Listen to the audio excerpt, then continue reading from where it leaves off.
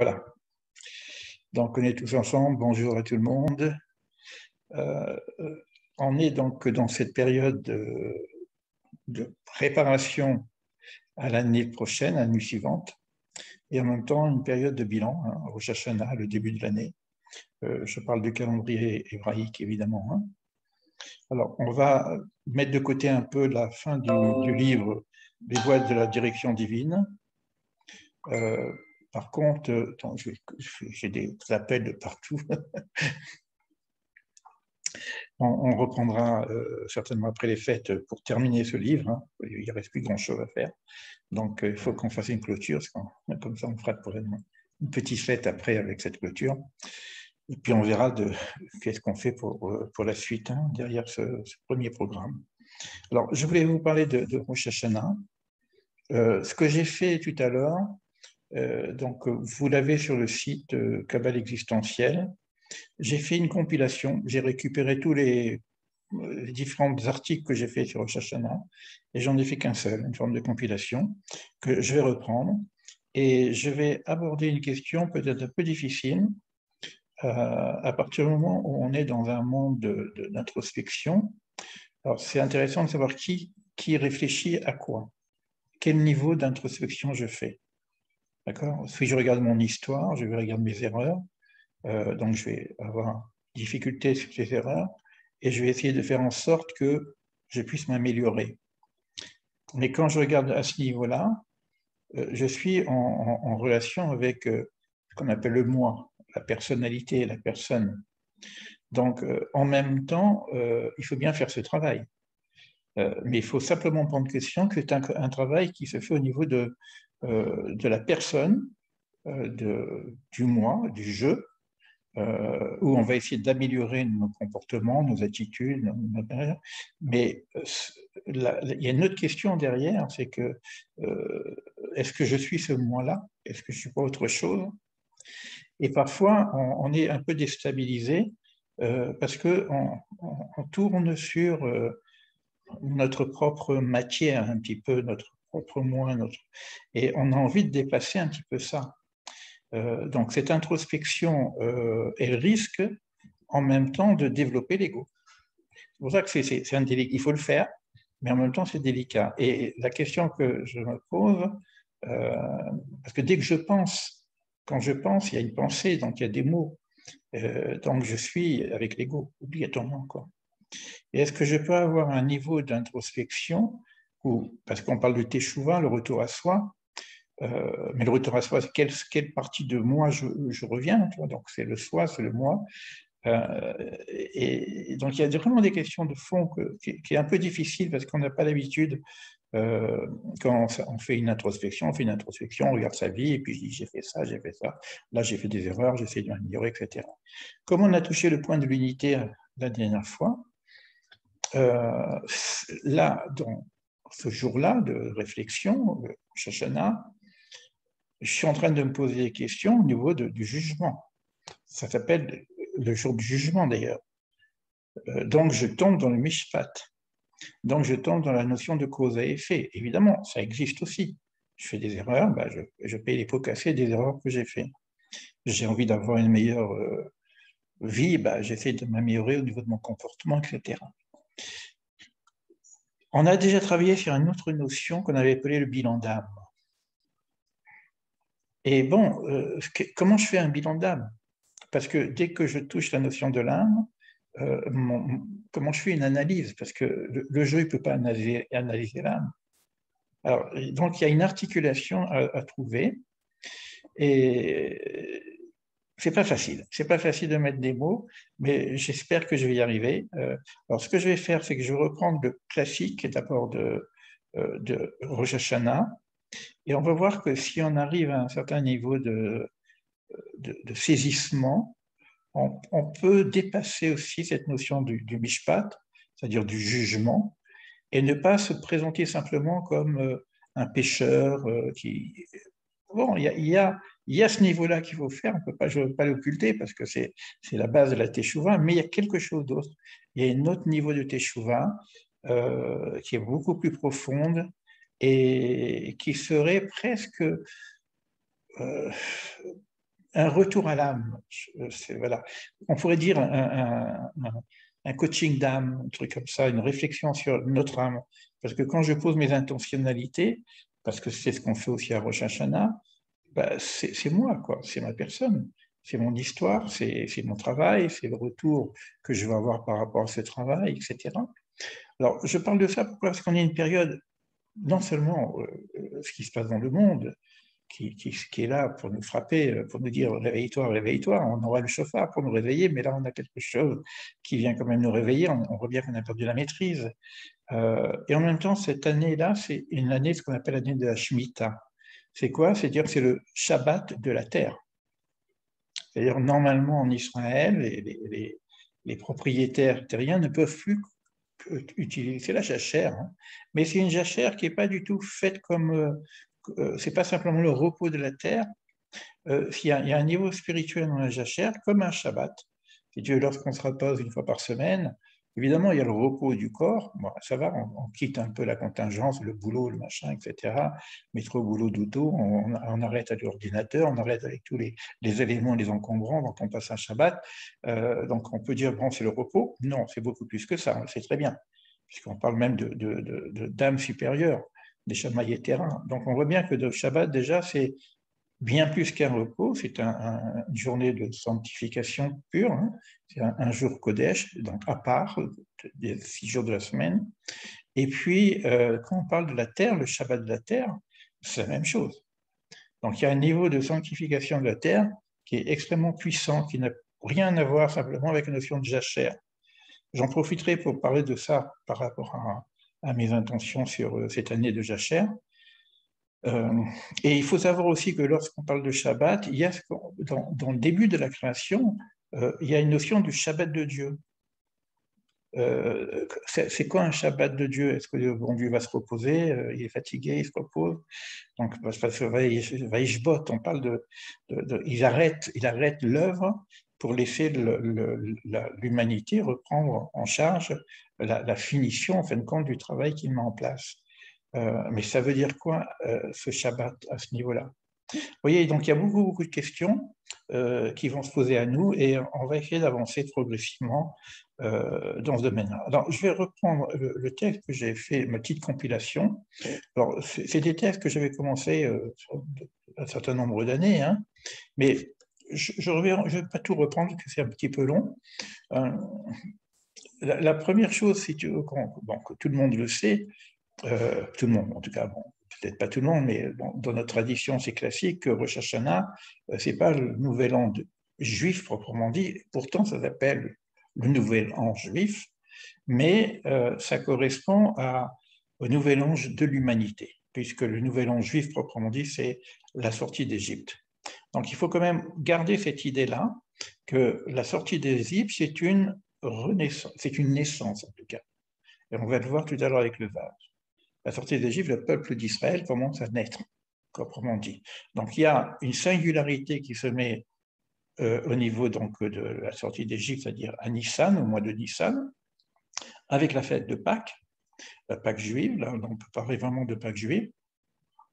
Par contre, comme nous sommes principalement des humains, donc on ne peut pas rester que de notre singularité, donc on est rappelé sans arrêt dans une articulation singularité et universalité. Donc on joue cette double fonction, une fonction singulière avec des mitzvot qui sont des recommandations ou des lois qui sont spécifiques au peuple d'Israël, et il va y avoir tout un processus aussi qui est totalement universel. Donc, ça c'est important parce que quand les personnes arrivent ici à Rosh Hashanah, ils disent, bon, moi je ne suis pas juif, ça ne me concerne pas. Ça concerne normalement toute l'humanité. Ça, c'est la première chose. Après, c'est un jour de jugement. Alors, la question se pose, qu'est-ce qui est jugé, qui est jugé? De quel bilan on va parler? Parce que le bilan, il se fait soit parce qu'il y a un carnet qui est ouvert, qu'on veuille ou qu'on ne veuille pas, et puis tout est marqué, d'accord? En tout cas, dans mon inconscient, tout est marqué également. Et puis, il y a une analyse globale de tout l'univers qui se met ce jour-là. Alors, un bilan, quand on parle de bilan, c'est d'abord un état des lieux. Et le jugement, c'est, vu cet état de lieu, qu'est-ce que je dois faire pour améliorer, tout simplement, cet état des lieux. Donc, il y a des décisions qui se prennent à ce moment-là. C'est pour ça que c'est un travail d'introspection. Ces décisions qui doivent se prendre pour savoir qu'est-ce que je dois améliorer dans ma vie, qu'est-ce que je veux changer. Et donc, je prends en charge ma situation, les réparations qu'on appelle le tikkun, singulier, et j'essaye d'être une personne meilleure, tout simplement. Ça, c'est le premier niveau de la réflexion. Je ne suis pas obligé de rentrer dans une forme d'analyse culpabilisante, mais quoi qu'il en soit, j'ai une responsabilité de ma propre vie. Après, j'ai une responsabilité de ma relation avec l'autre, et puis j'ai une responsabilité au niveau vertical. Donc, j'ai aussi une responsabilité avec le monde. Donc, ça, c'est cette notion-là qui va se faire au départ. Alors, moi, j'avais fait il y a un certain temps, il y a 5-6 ans, je crois, j'avais fait un lien avec un truc beaucoup plus classique, hein, c'est du coaching existentiel, avec un programme que j'ai mis en place, le coaching existentiel, où j'ai parlé ça s'appelle je vais peut-être vous le montrer, je vais voir si je peux le faire, ça sera beaucoup plus sympathique. Attends, je reviens vers vous, écran partagé.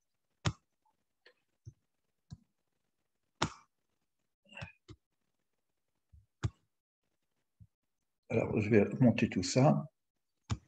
Voilà, comme ça, on est bon. Alors, ça, j'appelle ça l'équation du changement. Donc, bon, je vais l'expliquer directement comme ça. Donc, on fait un bilan, c'est-à-dire le bilan, c'est l'état présent.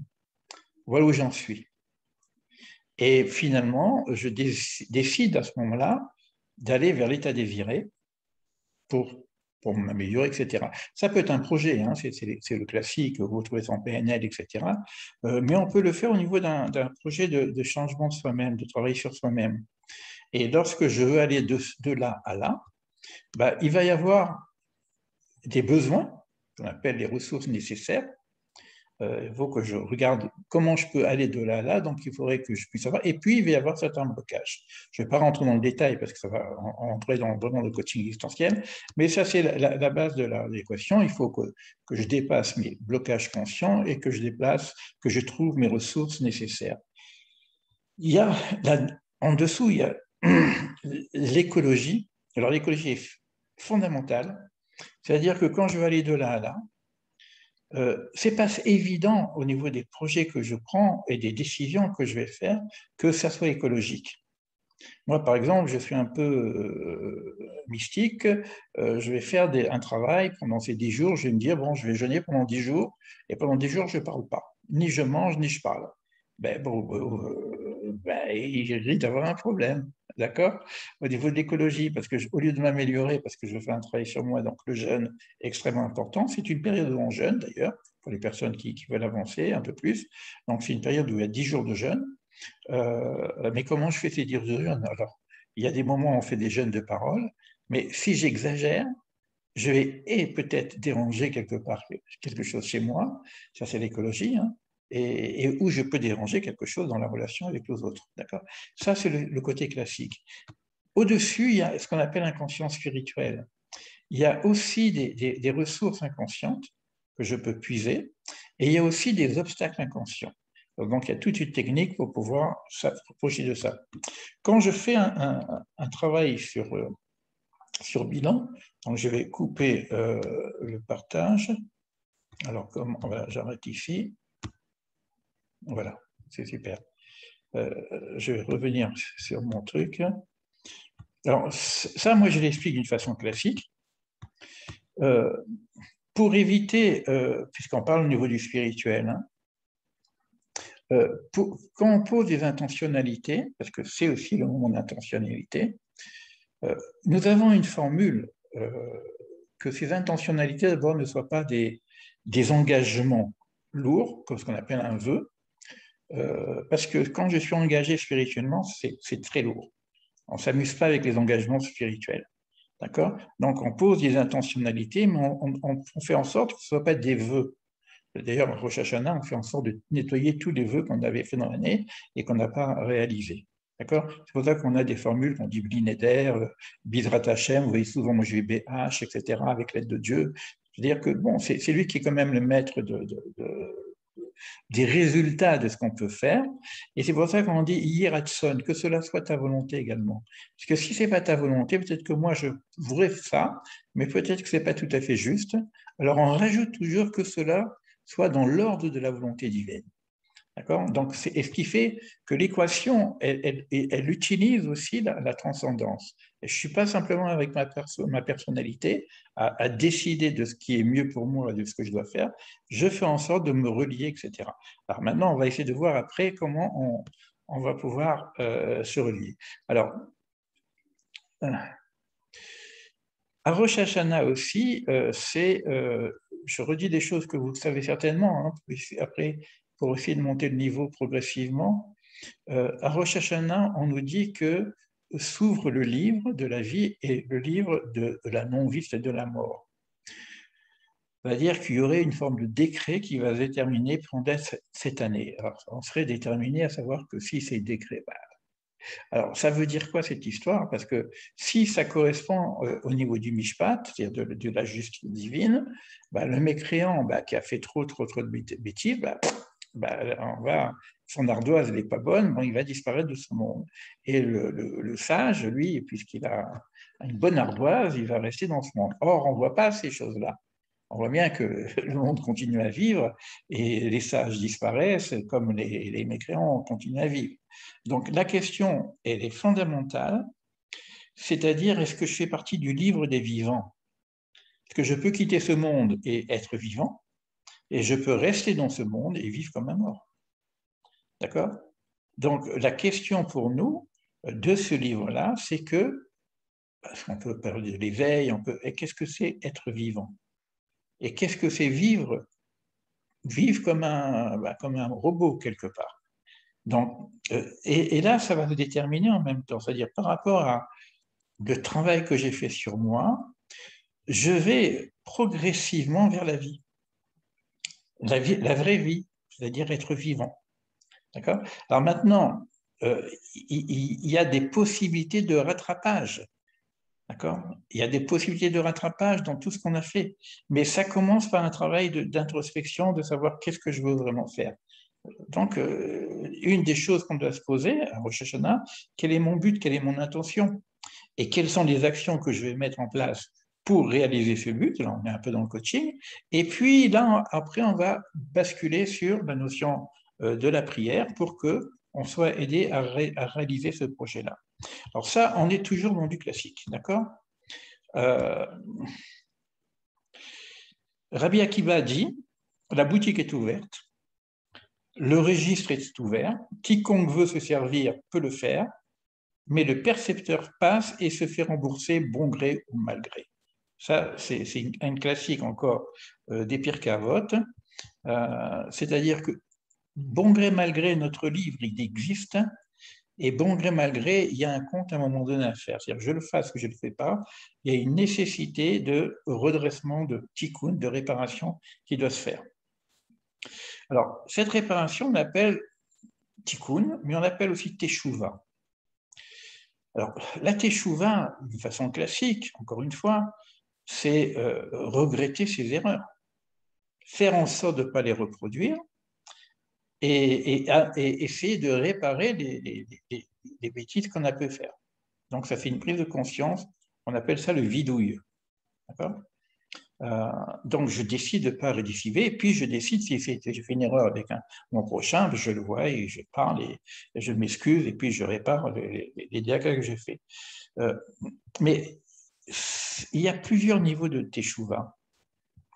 Alors, ce niveau-là s'appelle repentir. Donc, Rav Kook, il le reporte, et Manitou, il le redit dans Kimitzion, hein, lorsqu'il y a faute dans la péripétie individuelle du métier d'homme, la teshuva signifie repentir.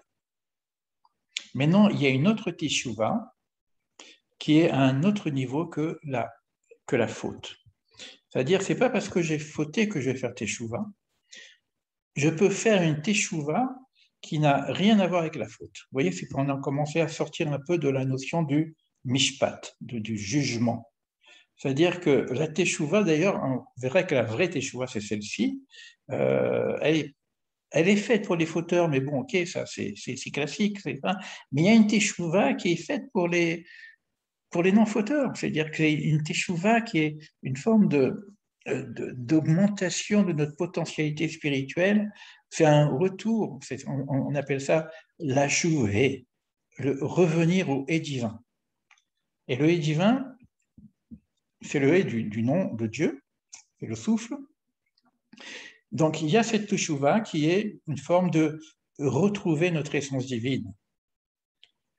Et là, à ce niveau-là, c'est pour ça que je disais que ça va être un petit peu difficile parce que je dis des mots et je parle. C'est que quand je suis dans la pensée, je suis obligatoirement avec mon ego. Je ne peux pas penser autrement que par ma personne. Donc, dès que je fais une introspection, une révision de ma vie pour essayer de m'améliorer, qui est une bonne chose, mais j'améliore, on va dire, le moi, j'améliore mon comportement, j'améliore ma personne. Comment je peux atteindre ce niveau-là? Parce qu'il faudrait sortir presque de la notion de pensée.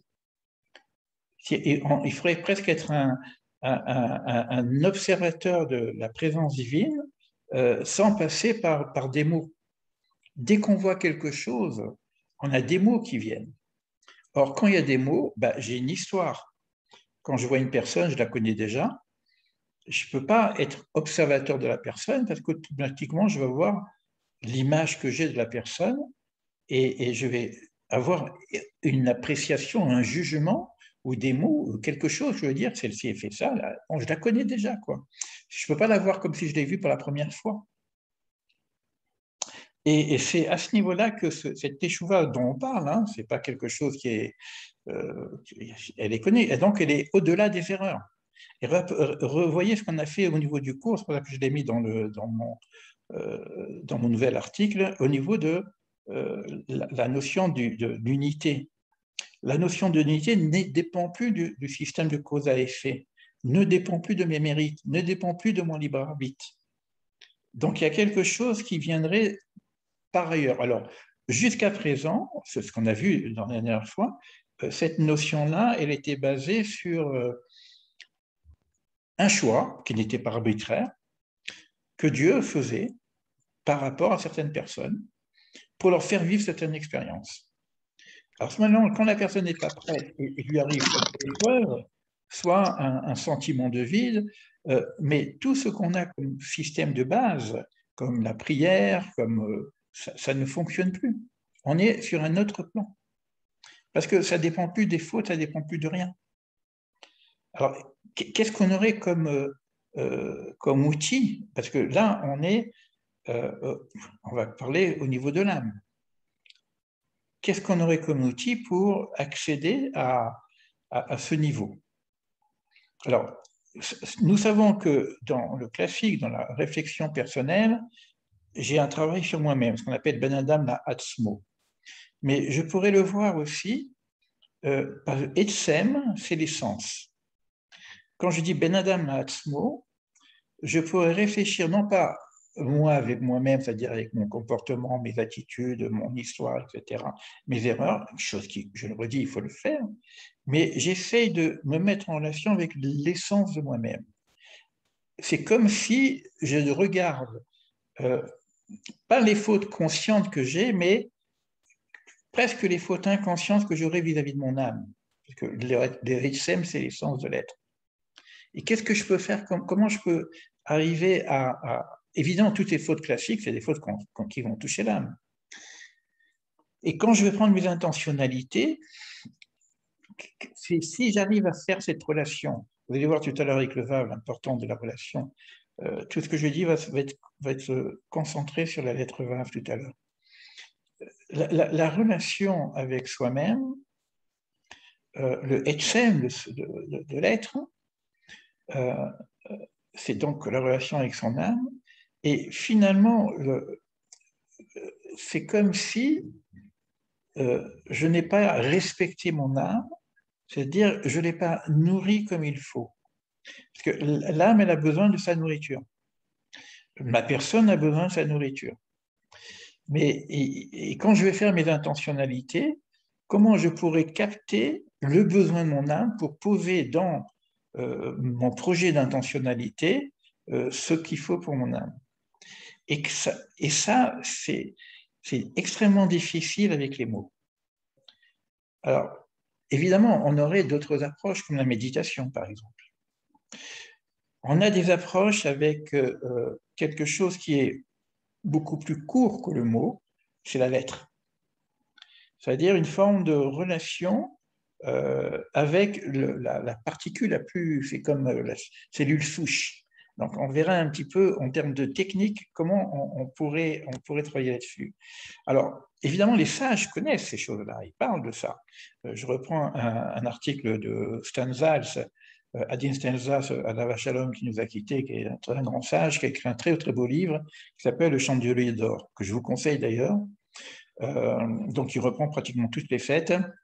Et il le dit lui-même, hein, que les fondamentaux de la Teshuvah, le vrai Teshuvah, ça dépasse la notion de péché. La véritable question est de savoir, c'est comment dire, d'abord, la première notion, c'est si l'homme est bon ou mauvais. Donc, ça, c'est la première notion. Mais la vraie question, c'est qui suis-je? Où vais-je? Dans quelle étagère? C'est-à-dire, qui est l'homme? Où est-ce que j'en suis? C'est la première question qui a été posée à l'homme dans la Bible, à Aïka. Aïka, c'est que pas l'homme en train de dire parce que Aïka, bon, l'homme il faute, ok. Et Dieu dit Aïka, où es-tu? Où es-tu? Le bon Dieu, il ne sait pas où est l'homme, etc. Alors la vraie traduction d'après Martin Buber et puis d'autres encore, c'est pas où es-tu, mais où en es-tu? C'est-à-dire que je ne vais pas regarder la problématique de la faute. Je vais l'intégrer, je sais qu'avec ça maintenant, je suis dans cette situation-là et je prends conscience où j'en suis et où je vais. Donc la vraie question, c'est une forme de donner la bonne réponse, c'est ce qu'on appelle la responsabilité, répondre, trouver la bonne réponse au niveau de mon cheminement. Mais d'abord, c'est une introspection de savoir où j'en suis. Donc la véritable teshuva, Nidhi, consiste à revenir à la maison de l'âme. Comme il écrit dans les Cantiques des Cantiques, attire-moi, je veux courir après toi, le roi m'a amené dans sa chambre, etc. C'est très érotique, c'est très sympa, mais on sait très bien que ça parle de la relation de l'âme avec la présence divine. Donc ici, on avait parlé de Ben Adam La'atzmo, mais quand je vais rentrer dans la notion de l'âme et que je vais savoir qu'est-ce qui me manque à cette âme, c'est la deuxième relation. Bon, j'ai déjà réglé mon problème avec les autres, Ben Adam La'Chavero, des erreurs que j'ai pu faire avec les autres, c'est extrêmement important de les régler parce qu'à ce moment-là, j'arrive au troisième niveau qui est Ben Adam La'Makom, c'est l'homme vis-à-vis du lieu, l'homme vis-à-vis de Dieu. Et ça, c'est qui est-ce qui se met face à ça? Alors évidemment, il peut y avoir ma personnalité, mais il y a principalement la notion de mon essence, etc. Quand je dis attire-moi, je veux courir vers toi, c'est principalement l'âme qui nous interpelle pour cette chose-là. Alors, il faut comprendre que la vraie nature, là c'est un autre texte de Rabbi Shnoud Zalman, donc dans le Tikkun Torah, je crois que c'est dans Tanya peut-être, oui, c'est dans la Tanya. Il dit, il y a tout un passage sur la Teshuvah qui est vraiment magnifique. Il faut comprendre que la véritable nature de la Teshuvah, les gens se trompent en pensant que ce sont eux qui fautent, qui ont besoin de faire Teshuvah. En vérité, l'essentiel de la Teshuvah concerne le et supérieur et le et intérieur. Les deux et du nom divin qu'il faut relier. Il s'agit d'unifier les deux et du nom de Dieu. Et donc, on trouve ce principe dans le schéma Israël. Quand on dit schéma Israël, Hachem et le Kolim Hachem Echad, le 1, donc tout ce travail qu'on a compris, hein, qu'on sort un petit peu de la notion exotérique du jugement, on rentre maintenant dans la notion ésotérique de l'unité.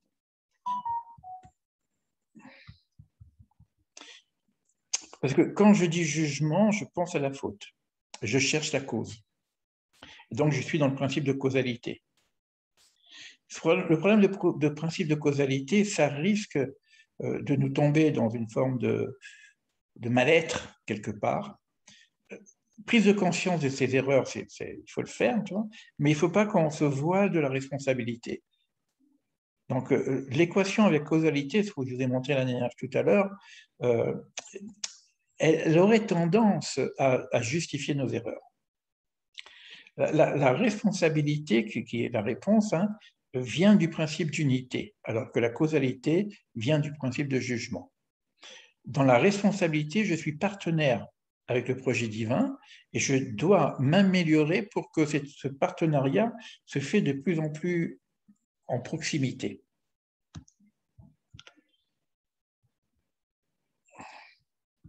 Alors, il y a une autre notion, et je vous enverrai une vidéo que j'adore parce qu'elle dure que même pas une minute.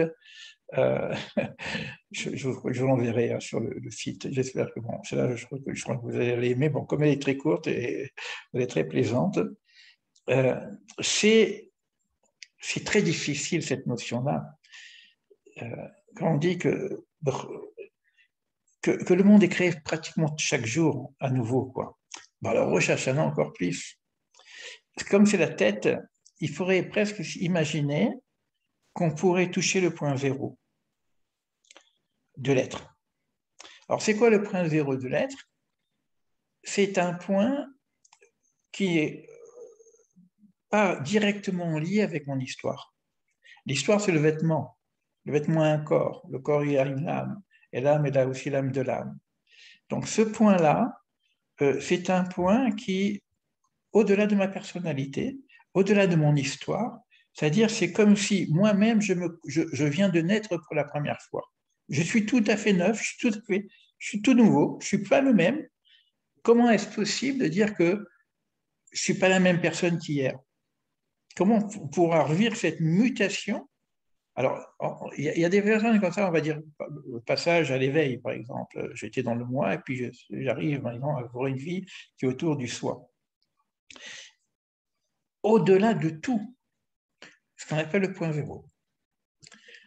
Puisque c'est le début de la création, c'est le Bereshit, hein, c'est le point d'origine. Et donc, ce point d'origine est inscrit le point de finalité. Sauf Maaseh Marshavat Yachila, ce qui est à la fin de l'œuvre, au début de la pensée. C'est-à-dire que si je touche ce point de zéro qui est le Bereshit du monde, donc mon Bereshit à moi, je touche ma finalité. C'est pour ça que ça dépasse les mots, parce que je ne peux pas mettre un mot, je ne peux pas mettre d'histoire. Je suis dans l'origine de ma propre personne.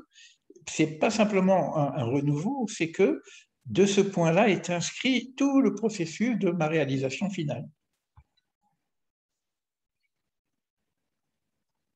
Donc, vous voyez qu'on a basculé à un autre niveau de Teshuvah, là. Il y a aussi, alors il y a le Rav Kook qui dit la même chose, dans Oroth et Teshuvah, dans les Lumières de Teshuvah, parce qu'il parle de différents niveaux de Teshuvah. Lorsqu'il y a poursuite collective vers le projet divin, Teshuvah signifie retour aux voies de l'origine. Donc, et ça, comme il y a plusieurs années, mais pour nous aider, parce que c'est difficile ce niveau-là, hein. C'est un saut quantique, hein. C'est d'année en année de renouvellement en renouvellement, on va essayer d'ajuster ce principe pour arriver à toucher ce principe d'origine et par saut de lâcher prise progressivement du principe de dualité, donc du moi, on va avoir un retour vers le principe d'unité, qu'on appelle ça le soi, l'âme, donc, et on va avoir quelque chose qu'il appelle la vision du chemin vers le un. Et ce chemin, il peut se construire tous les jours de notre vie, mais il y a une option optimale à Rosh Hashanah. Pourquoi? À Rosh Hashanah, c'est le seul moment où dans la prière, on ne dit plus Dieu, El, à El Akadosh, le Dieu de sainteté, on dit à Meler Akadosh, le roi de sainteté. C'est-à-dire qu'on utilise dans cette période-là, et ce n'est pas qu'à Rosh Hashanah, on va l'avoir pendant les 10 jours de Teshuvah, jusqu'à Kippour, et encore, on va pouvoir l'avoir encore pendant Sukkot, il y a une présence de la divinité qui est beaucoup plus forte. On dit que le roi est dans les champs. C'est pour ça qu'on va utiliser, et uniquement à cette période-là, le mot Meler, roi. Donc vous voyez en même temps que ça se rapproche de la vision messianique. D'accord? Alors tout à l'heure, je vous ai parlé d'être vivant. Alors, je vais vous raconter une petite histoire qui résume un petit peu cette... c'est une histoire que j'ai entendue quand j'étais à la fraternelle par le rabbin de la fraternelle à Nice. Il y a un voyageur qui arrive dans un village de province, sur le chemin, il tombe sur le cimetière. Et là, il est stupéfait, qu'est-ce qu'il voit? Il voit les épitaphes. Celui-ci a vécu 6 ans, celui-ci a vécu 15 ans, celui-ci 8 ans, celui-ci 10 ans. Qu'est-ce que c'est? Il n'y a que des enfants dans ton cimetière, où sont les personnes âgées, il ne comprend rien, quoi. Et puis il est très surpris de voir qu'il y a des morts, autant de morts si jeunes, quoi. Et il ne trouve presque pas de personnes très âgées. Il y en a quelques-unes, mais très peu. Donc il va voir le rabbin du village et il demande: Rabbi, je ne comprends rien, mais qu'est-ce qui se passe avec tous ces jeunes au cimetière? Alors que le village, je vois bien que quand je regarde les gens vivants, il y a plein de personnes âgées ici. Alors ici, il lui dit, le rabbi, on compte des jours de vie qui sont tout à fait différents. On compte chaque habitant du village et tient un cahier de compte et il note les jours où il a été vraiment vivant, c'est-à-dire en pleine conscience. Il compte également les jours où il a été affairé, à s'améliorer, à faire du bien autour de lui, à étudier, etc. Donc, il a une comptabilité de ce que lui il appelle la vie. Et puis, il y a tous les moments comme ça où on est inconscient, etc. Donc, chacun doit déterminer par lui-même ce qui est essentiel à vivre dans cette vie afin d'avoir un bon critère de ce qu'est vivre. Nous avons donc des réunions de travail pour prendre conscience de ce principe. Donc ça, c'est un village, il expliquait qu'est-ce que être vivant, de sens vivant, qu'est-ce que vivre en conscience. Et c'est véritablement au service de l'âme et du divin. Et puis, ce qui est éphémère, bon, ben, on a profité, etc. Mais ça ne fait pas partie du vivant. Donc, chacun peut améliorer sa vision de sa vie, et puis, etc. Et lorsque la personne est décède, on comptabilise le temps vrai de vie. Donc, on peut dire celui-ci a vécu 70 ans, alors que pendant 50 ans, il était complètement dans le truc. Et c'est comme ça qu'ils font. Alors maintenant, c'était intéressant comme idée quand même, c'est la même idée.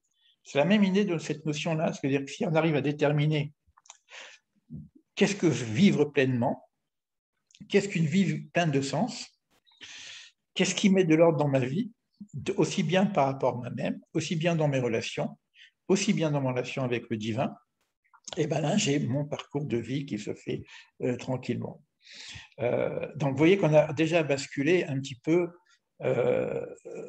au niveau de cette première notion de Teshuvah. Donc, je regarde d'autres notes, si j'avais mis d'autres noms.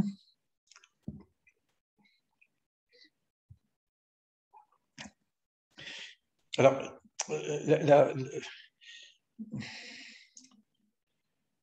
la relation avec la verticalité, le divin, si vous regardez un peu le monde avec ses milliards de galaxies, etc., on a l'impression qu'on n'est rien du tout. Et j'ai lu dernièrement un article sur les scarabées qui trouvent leur direction en se connectant à la Voie lactée. Un article scientifique. Bon, c'est une idée, c'est-à-dire qu'il y a une possibilité de se connecter à quelque chose de l'ordre de la transcendance, et cette chose-là de la transcendance, elle va nous permettre de trouver le bon chemin que nous devons vivre. Alors, comment c'est possible qu'un scarabée ou nous, on puisse être connectés comme ça avec le cosmos et machin, etc., ça semble un peu se poser. Bon, alors, au niveau explication, on rentre un petit peu dans ce qu'on appelle la science des fractales, que la partie ressemble au tout, etc. Et qu'il y a donc une notion aussi de mécanique quantique qui fait que la connexion ne se fait pas simplement d'une façon linéaire. Donc on peut être aussi petit qu'on soit, on peut être relié à l'infiniment grand.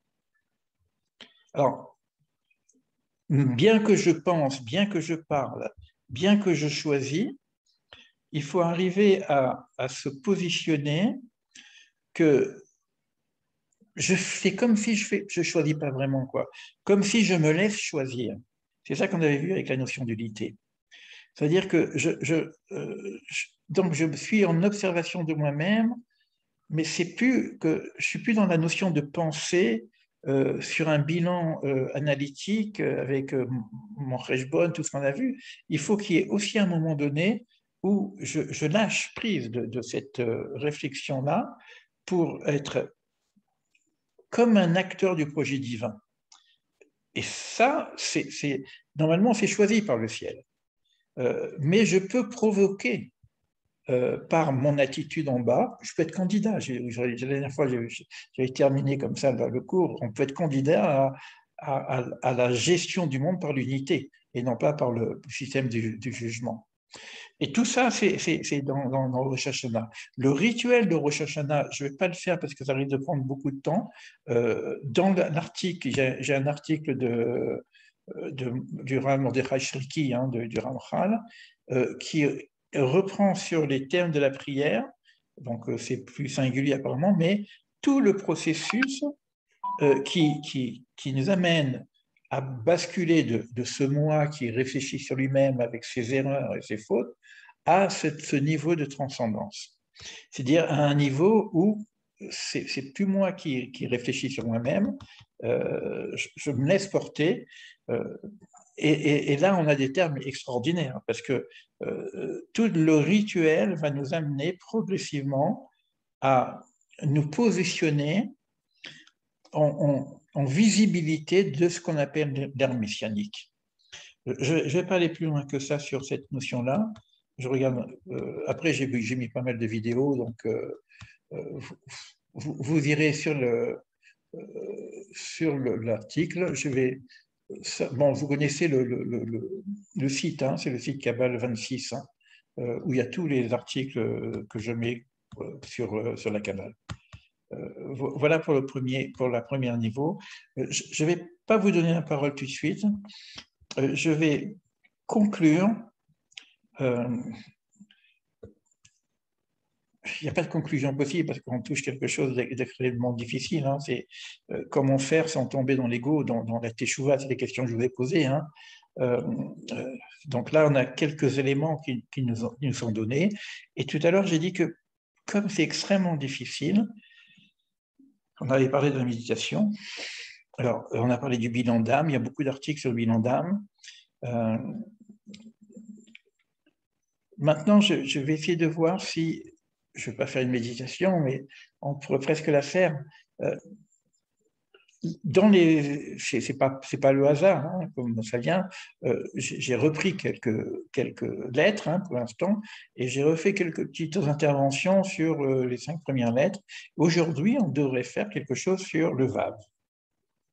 Alors, le Vav, si vous regardez le Vav, c'est une droite, d'accord, qui est dans l'arbre des séphirotes, le petit visage, aussi Tiferet, mais le Vav est relie, le haut et le bas. C'est pratiquement l'homme. Mais l'homme qui relie. Alors, là, on va travailler donc sur la notion de reliance, parce que tout à l'heure, on se dit que c'est quoi la tchouva? C'est relier les deux et. Or, si vous prenez le nom divin, Yud He, Vav He, c'est le Vav qui relie les deux noms divins. C'est-à-dire qu'avec le Vav, qui est le 6e jour, mais on sort du 6e jour pour aller vers le 7e jour, pour aller vers l'ère messianique. Donc, pratiquement, on est sorti du Meshpat. Parce que le Vav est en relation, puisqu'il est en verticalité, comme ça, il relie le bas et le haut. Donc, il relie notre réalité Malchut en bas, mais avec le haut, vous savez, qu'à la lumière infinie. On dit aussi que le Vav, c'est l'arbre de vie. tout ce qu'on fait sur la trilogie, on peut parce que c'est le Tiferet, c'est le cœur, c'est au milieu. C'est carrément l'arbre de vie. Ça s'appelle, puisque c'est Tiferet, ça s'appelle vérité émet. C'est aussi Jacob. Jacob, c'est quoi? On dit que c'est un Ishtam, Yoshev et Oel. C'est un homme simple, assis sous la tente. Vous voyez qu'il n'est pas en train de faire son calcul, machin, il est assis, il médite, ou il étudie. Simple, tam. Donc, il n'est pas dans la complexité de la teshuva, comme avec tous les bilans, etc. On est dans la relation. C'est lui qui est face à l'échelle, une échelle avec les anges qui montent et qui descendent. Et puis, il s'appelle Israël. Il bascule à carrément une nouvelle identité. Donc, ce niveau du Vav, au niveau de la Kabbale, c'est aussi un niveau qu'on appelle la Leda, la naissance. C'est comme s'il y a une naissance, donc il y a un bitoul de ce qu'il y avait avant. Bitoul, donc c'est comme un point zéro, puisque c'est une naissance. Donc on bascule à quelque chose de totalement différent. Donc, si vous reprenez aussi le Aleph qui représente l'unité, le Vav, il relie les deux yods. Donc, quand on parle de naissance, on parle de quelle naissance? À quel niveau? Ça serait peut-être d'un côté la naissance de soi-même, et quand on regarde au niveau collectif, au niveau Olam, hein, il s'agit de la naissance messianique. Et le Vav, qui est une reliance, on va dire que même la notion de ces deux messies, parce qu'on parle qu'il y a un Messie ben Joseph, Messie ben David, je dis très peu de choses, hein, mais je vous donne en vrac, mais pour vous montrer qu'une méditation sur le Vav pourrait nous connecter avec notre âme. J'avais parlé à un moment donné de Rachel et Léa. On a vu que Rachel était tout en bas. Mais comme à partir du moment où le Vav va relier le haut et le bas, et va relier les deux messies, Rachel, il va avoir un saut quantique de Rachel et il va se retrouver tout en haut. Je dis ça parce que je sais qu'il y a des personnes qui aiment bien ce prénom. Donc, et là, il y a ce qu'on appelle, c'est la fenêtre qui s'ouvre, s'appelle le grand dévoilement. Et ça, c'est peut-être quelque chose qui peut nous arriver n'importe quand, soit individuellement, soit au niveau collectif. D'où la nécessité de se mettre à ce niveau d'être, hein, pour être prêt à voir ce qui se passe, à voir le dévoilement, à voir l'essentiel de ce qu'il y a derrière. Et comme le vin, c'est la relation, eh ben c'est l'essentiel, c'est la relation. C'est la relation de sa personne avec son âme, la relation de son âme avec le divin, du soi au soi et puis du soi au créateur. Vous voyez qu'on ferait un travail sur cette notion-là parce que nous sommes le Vav. Il y a beaucoup de conférences sur le Vav. J'ai fait 6-7 vidéos sur le Vav. C'est énormément puissant et ça peut nous aider à faire ce basculement, à voir un peu autrement ma relation avec la fête, avec le rituel, éviter de tomber dans le dogme où je fais des choses où je ne comprends rien. Parce qu'il y a un rituel, on mange des grenades, on mange du pomme dans le miel, on a l'impression de faire un repas, donc tout ça est basé sur le repas, et puis quand je vais manger de la pomme dans le miel, je vais dire que l'année soit douce. Alors bon, parce que j'ai mangé du pomme et du miel, il faut avoir une année douce. Pourquoi ça passe par ce rituel, etc. C'est extrêmement puissant. Parce que d'abord, les mots qu'on va utiliser sont des mots qui sont significatifs. Par la pomme, c'est patoire, donc c'est une ouverture. Donc on parle. Donc chaque mot qu'on utilise, qu'on mange de la date, c'est pour lever le mauvais décret. Donc c'est les mêmes mots qu'on utilise. D'abord, c'est la première chose de donner des mots.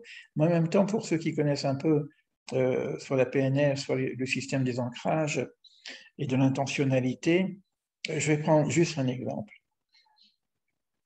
Je vais symboliser, matérialiser l'idée que j'ai envie d'avoir une année douce et ouverte vers le divin, la pomme et le miel. D'accord? Donc, je vais poser cette intentionnalité. Je ne vais pas faire un rituel et puis je mange de la pomme et du miel. je pose cette intentionnalité, puisque c'est ça qu'on va dire dans le texte, qu'on va faire la bénédiction. Je pose et je vais manger, et je vais donc y avoir un ancrage de la pomme et du miel. Croyez-moi que vous remangez de la pomme et du miel, si vous avez bien fait votre ancrage, vous repensez à votre intentionnalité et vous la remettez en route. Parce qu'on peut avoir une intentionnalité, on l'oublie, parce qu'on pose plein de choses au début de l'année et puis finalement on oublie. Mais là, je peux aussi utiliser le rituel comme un système d'ancrage pour poser des. Ben, j'aimerais m'améliorer ça, j'aimerais ça, etc. Donc, c'est pas. C'est le problème du dogme, c'est quand je fais des choses que je ne comprends pas ce que je fais, je les fais d'une façon automatique. Si je les fais avec intentionnalité, si je le fais avec kavana, si je le fais avec compréhension, évidemment, ça n'a plus de l'automatisme. Et là, maintenant, on va essayer d'échanger encore euh, sur plutôt la deuxième partie, la partie de comment je fais pour éviter de nourrir mon ego, de travailler mon ego. Le fait simplement de vouloir m'améliorer, c'est moi qui veux m'améliorer. Et je suis dans cette démarche qui est très belle. Hein, améliorer l'ego, c'est super. Mais comment je peux dépasser cette notion d'ego? J'en ai dit quelques mots. Je vais revenir vers vous et puis on va échanger sur ces choses-là. J'espère que vous êtes là. Alors, voilà. Je vais couper l'enregistrement et je repasserai à notre enregistrement.